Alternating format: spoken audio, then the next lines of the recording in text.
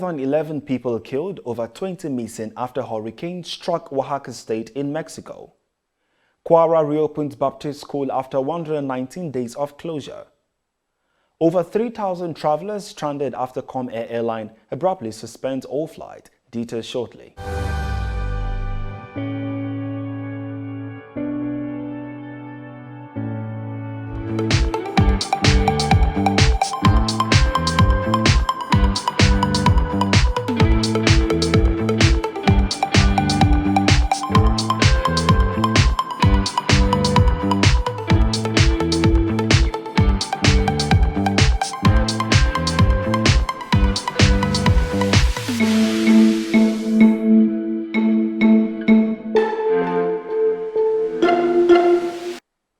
This is TOS Television, your digital first Pan-African news network. I am Merciful Ajinamo, and this is TOS News 360. 11 people have been killed while over 20 others are missing after Hurricane Agatha struck Oaxaca State in Mexico. Agatha made landfall on Monday as a Category 2 hurricane, the strongest to hit Mexico's Pacific coast in the month of May since records began in 1949. The U.S. will send Ukraine more advanced rocket systems to help it defend itself, President Biden has announced. A White House official said the weapons would include medium-range high-mobility artillery rocket system. The weapons, long requested by Ukraine, are to help it strike enemy forces more precisely from a longer distance. In Nigeria, Ibrahim Kashim, who won the People's Democratic Party Bauchi State governorship ticket, has stepped down for the incumbent governor of the state, Bala Muhammad. The governor was fifth in the primary elections of the PDP held on Saturday. Kashim, a former secretary to the state government who resigned earlier this year to run for governor of the state under the PDP, offered to step aside for the incumbent governor in an inside caucus meeting conducted by stakeholders to plan the way forward, TOS News gathered. To Kwara State, where the government on Wednesday approved the reopening of Oyun Baptist High School, Ijagbo, for students to resume academic activities after 119 days of closure over the crisis caused by the wearing of hijab. The school was closed down by the government on February 3, 2022, following a crisis between Muslim and Christian parents who besieged the school to defend their respective faith on the wearing of hijab by female Muslim students in the school. At least one person was reportedly feared killed while 11 others were injured during the crisis. A former governor of Imo State, Rochas Okorocha, has been screened by the All Progressives Congress Committee screening presidential aspirant. The senator representing Imo West Senatorial District at the 9th Nigerian Senate, whom Federal High Court in Abuja granted bail on Tuesday, was screened at the Transcorp Hilton venue of the exercise on Tuesday night. He arrived around 9:20 p.m. that same day. This is your digital first Pan-African news network, TOS Television, and you are watching TOS News 360. More national, Africa, business and sports stories on return. Stay with us.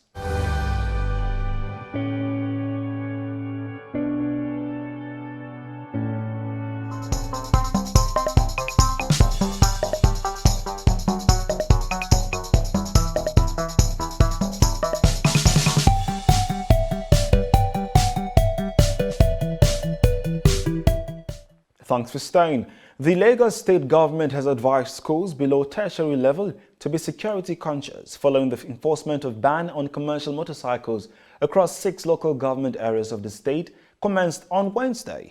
The Director General of the Lagos State Office of Education Quality Assurance at the State's Ministry of Education, Abiola Sheriki Ayeni, in a statement on Tuesday said the school should ensure compliance with the safeguarding and child protection policy of the state as prescribed. To development across Africa, the Democratic Republic of Congo has agreed to release 2 Rwandan soldiers detained amid soaring tensions between the two neighbors, Angolan President João Lourenço announced Tuesday.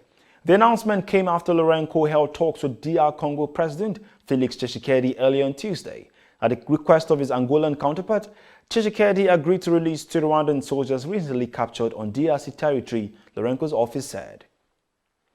Over 3,000 travelers in South Africa were reportedly left stranded after the Comair airline abruptly suspended all its flights with immediate effect. The airline announced the suspension on Tuesday evening, citing financial problems.